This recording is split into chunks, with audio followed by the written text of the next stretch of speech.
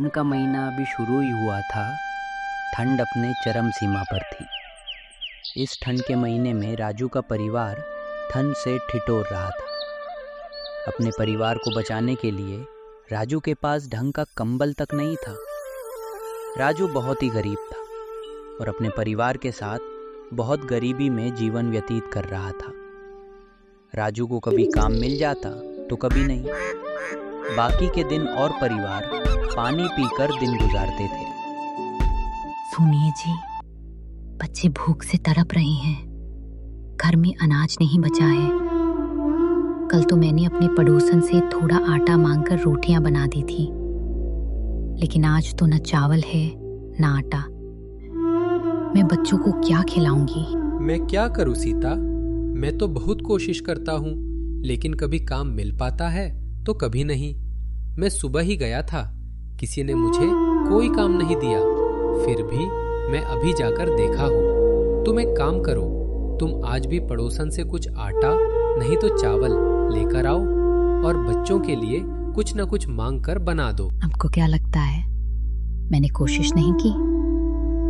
मैं सुबह गई थी, लेकिन पड़ोसन ने 4 बातें सुना दी।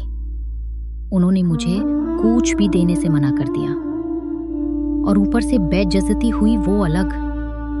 मैंने अपनी दूसरी पड़ोसन से भी मांगा, उसने भी मुझे देने से मना कर दिया और बहाना बना दिया कि उनके ही घर पर खाने के लिए कुछ भी नहीं है, जबकि अब उनके बच्चे हलवा पूरी खा रहे थे।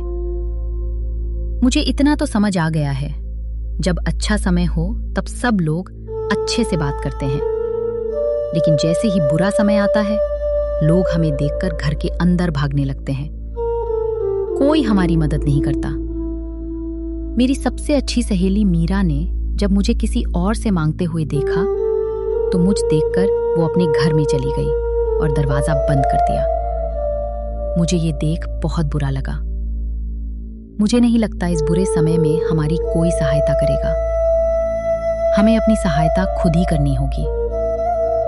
आप जाइए और कुछ ना कुछ करके बच्चों के लिए कुछ खाने को लेकर आइए। मैं बच्चों को ऐसे तड़पते हुए नहीं देखना चाहती।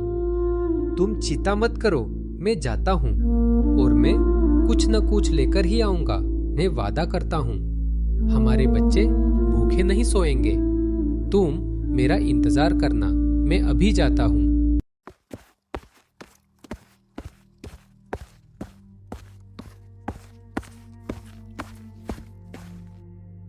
मालिक, मालिक, मुझे काम की बहुत जरूरत है। मुझे कुछ काम दे दीजिए। मेरे बच्चे भूख से तड़प रहे हैं। मालिक, कल से उन्होंने कुछ नहीं खाया।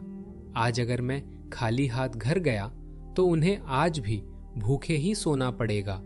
कृपया मुझे काम दे दीजिए मालिक। कुछ भी काम चलेगा, मैं सब करने के लिए तैयार हूँ। ए जरा रुको, तुम्हें दिखाई नहीं दे रहा? मैं कुछ जरूरी बात कर रहा हूं। चुपचाप खड़ा रहे यहां पे। ये 2 बोरियां कमल सेठ के घर 2 बजे से पहले पहुंच जानी चाहिए। इनमें बहुत जरूरी सामान है और कमल सेठ ने ये आज ही मांगी है। लेकिन मालिक, अभी तो 11 बज रहे हैं। 3 घंटे में ये कैसे मुमकिन है? उनका गांव तो बहुत दूर है। मैं भी क्या करूं रामू, मेरे ध्यान से ही उतर गया। मुझे याद ही नहीं रहा कि कमल सेठ ने ये आज ही मांगा था, और वो भी 2 बजे से पहले। हमारे पास कोई रास्ता नहीं है।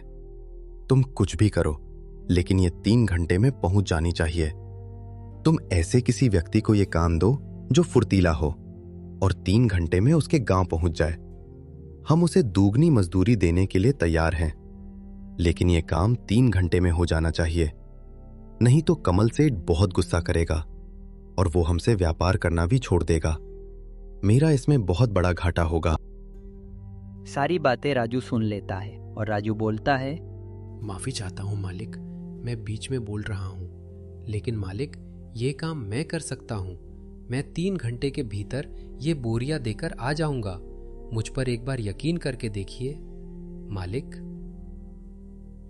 अगर ये तूने कर दिखाया तो मैं तुझे दुगनी मजदूरी दूंगा, लेकिन अगर तूने लापरवाही की और तू वहां पर 3 घंटे के भीतर नहीं पहुंचा तो याद रखना, मुझसे बुरा कोई नहीं होगा।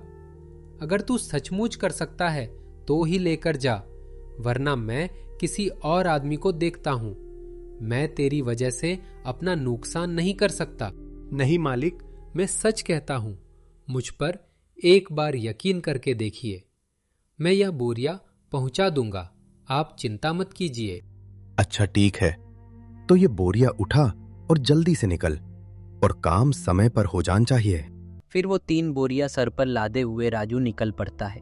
चलते चलते उन बोरियों की वजह से राजू का सिर दुखने लगता है, लेकिन फिर उसे अपने भूखे बच्चों की याद आती है और फिर चल पड़ता है।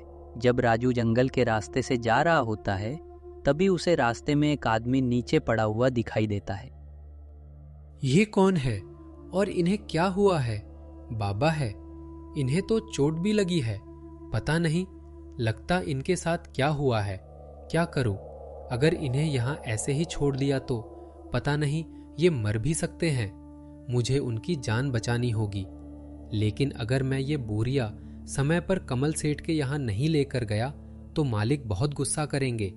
दोगुनी मजदूरी तो छोड़, वो मुझे फूटी कौड़ी तक नहीं देंगे। ऊपर से मैंने उन्हें वादा भी किया है। मेरी वजह से उनका बहुत बड़ा नुकसान हो जाएगा। मैं क्या करूं? हे ऊपर वाले, मेरी मदद कर। एक तरफ मेरे बच्चे भूख से तड़प रहे हैं और दूसरी तरफ किसी की जान का सवाल है। नहीं नहीं, ये गलत है। मैं इन्हें छोड़कर यहाँ से नहीं जा सकता। इनकी जान का सवाल है। अगर आज मैंने उनकी जान नहीं बचाई तो जिंदगी भर मुझे इस बात का गम रहेगा कि मैंने मुसीबत के समय इस बुजुर्ग को मरने के लिए छोड़ दिया, जबकि मैं उनकी मदद कर सकता था। ये बात मुझे जीने नहीं देगी। मैं और मेरा परिवार तो एक दिन भूखा रह लेगा, लेकिन अगर इनकी जान एक बार चली गई तो दोबारा किसी भी कीमत पर लौट कर नहीं आएगी। इस दुनिया में जान से अलावा और कोई भी चीज कीमती नहीं। मुझे इनकी मदद करनी होगी। राजू वो बोरिया वही रखकर उस आदमी को वैद्य जी के पास लेकर आ गया था। वैद्य जी उन्हें चौंक जाते हैं। इनको क्या हुआ है और तुम कौन हो? वे नहीं जानता इनको क्या हुआ है। ये मुझे जंगल के रास्ते में मिले थे और मैं यहाँ किसी को नहीं जानता। मैं आपका पता पूछ पूछ कर यहाँ तक आया हूँ। आप जल्दी से इनका इलाज कीजिए, तब तक मैं बाहर आपका इंतजार करता हूँ। वैद्य जी उस आदमी का इलाज करके हैं। फिर थोड़ी देर बाद बाहर जाकर राजू से कहते हैं, उन्हें दिल का दौर आया था, लेकिन अब वह खतरे से बाहर है। तुम जानते हो तुमने कितना बड़ा काम किया है। तुम जिन्हें यहाँ लेकर आए हो, क्या तुम्हें पता है वो कौन है? मुझे नहीं पता वह कौन है। मैंने तो बस डसानियत के नाते उनकी मदद की है। वह चाहे कोई भी हो, मुझे इससे कोई वास्ता नहीं। लेकिन मैं उन्हें ऐसे रास्ते में तड़पते हुए नहीं छोड़ना चाहता था, इसलिए मैं उन्हें यहाँ लेकर आ गया। तुमने बहुत नेकी का काम किया है। तुम जिन्हें यहाँ लेकर आए हो वो इस गांव के सबसे रईस आदमी गोवदास जी है। उनसे बड़ा रईस आसपास के 10 गांव में भी नहीं है। तुमने उनकी जान बचाकर बहुत बड़ा एहसान किया है। जब उन्हें पता चलेगा तो तुमसे बहुत खुश होकर तुम्हें निहाल कर देंगे। वैद्य जी, मैं यहाँ ज्यादा देर नहीं रुक सकता। मैं एक बहुत जरूरी काम से जा रहा था। घर पर मेरे बच्चे भूखे हैं, मेरा इंतजार कर रहे हैं। मुझ जल्दी से वह काम करके घर लौटना है। क्या बात कर रहे हो? रुको, मैं अभी तुम्हें कुछ पैसे देता हूँ और अपने घर पर कुछ खाने के लिए लेकर जाओ।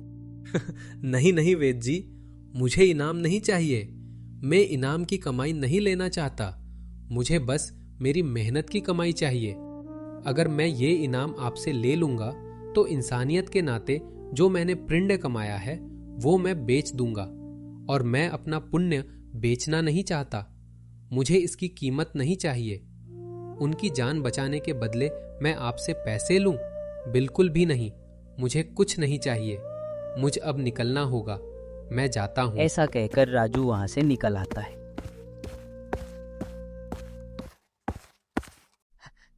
राजू जहां वो 3 बोरियां रखी थी वहां से बोरियां लेकर जब रास्ते पे जा रहा था, तभी रास्ते में उसे सेठ मिल जाता है। उल्लू के पट्टे कमबख्त कहाँ मर गया था? मैंने तुझे क्या बोला था? तूने मेरा बहुत बड़ा नुकसान किया है। सेठ कमल जी बहुत गुस्से में था। तेरी वजह से मेरा बहुत बड़ा नुकसान हुआ है। तुझे तो मैं फुर्ती कौड़ी तक नहीं दूंगा। गलती मेरी ही है जो मैंने तुझ पर भरोसा किया। तू भरोसे लायक है ही नहीं। अगर तू समय पर मेरा काम कर देता तो मैं तुझे और भी काम दे सकता था, लेकिन नहीं, शायद तो इस लायक ही नहीं। मत कीजिए मालिक, मुझे माफ कर दीजिए। दरअसल रास्ते में एक आदमी बेहोशी के हालात में पड़ा हुआ था। मैं उसे लेकर वेद जी के पास गया था। अगर मैं ये बोरियां पहुंचा देता तो उस आदमी की जान चली जाती। मालिक, इन बोरियों से ज्यादा कीमती उस आदमी की जान थी। तेरी इतनी हिम्मत? तू मुझसे जवान लड़ता है। अगर वह आदमी मर जाता तो क्या? आज ना कल तो उसे भी मरना ही है।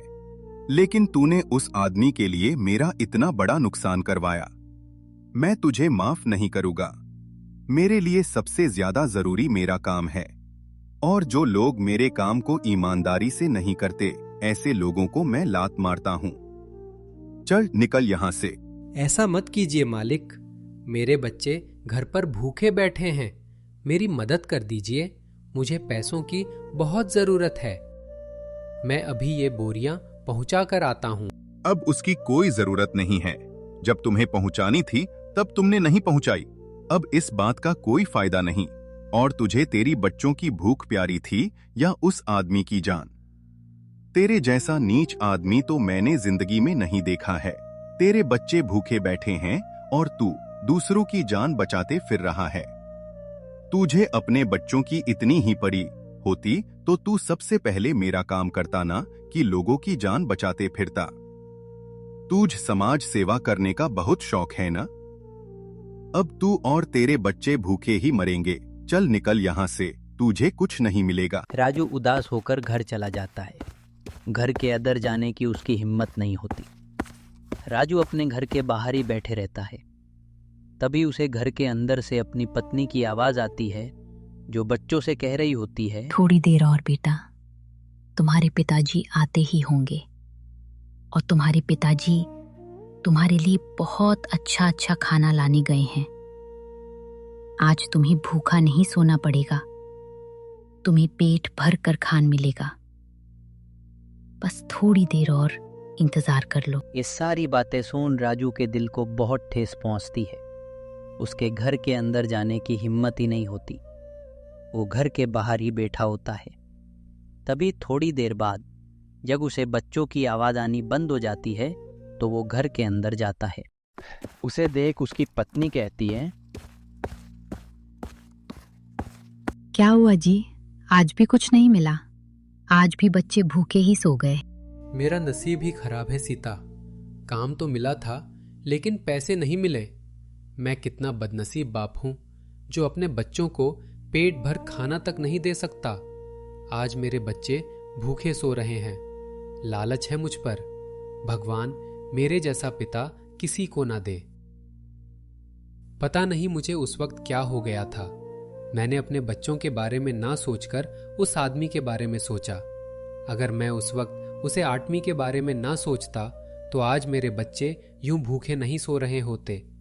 हे ईश्वर, ये तेरी कैसी परीक्षा है जो आज मुझे तड़प तड़प कर मार रही है। आप सब्र रखें, सब ठीक हो जाएगा।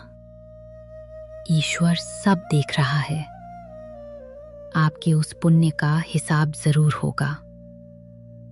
यहां कोई भी किया गया पुण्य साए नहीं जाता, सबका हिसाब होता है। आपने अपने बच्चों के बारे में ना सोचकर उसे अनजान आदमी की मदद की है।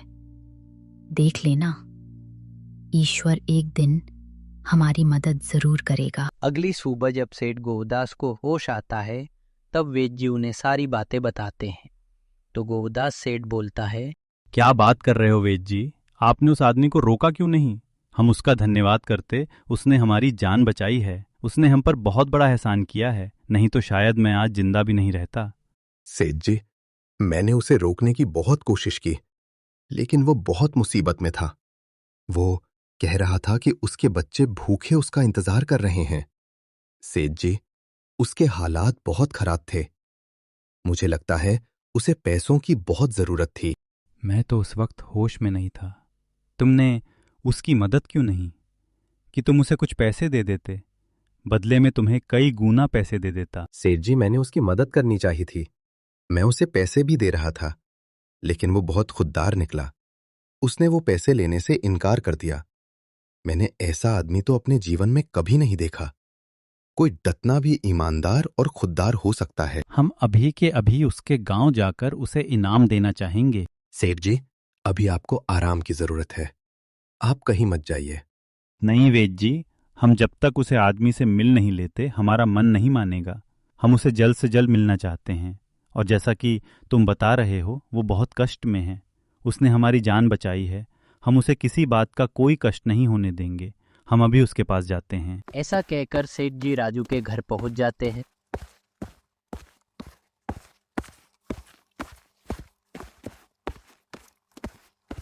घर में हीरा और उसकी पत्नी दोनों निराश होकर बैठे होते हैं। तभी बाहर से आवाज आती है। राजू और उसकी पत्नी बाहर जाते हैं। गोदास सेठ अपने आदमी के साथ होता है और उसके आदमी के हाथों में सोने के सिक्कों से भरी पोटली होती है। राजू सेठ जी को देख बहुत चौंक जाता है और बोलता है, अरे सेठ जी, आपकी तबीयत कैसी है? आप ठीक तो हो ना? मैं ठीक हूँ बेटे, ये जिंदगी तुम्हारी ही देन है।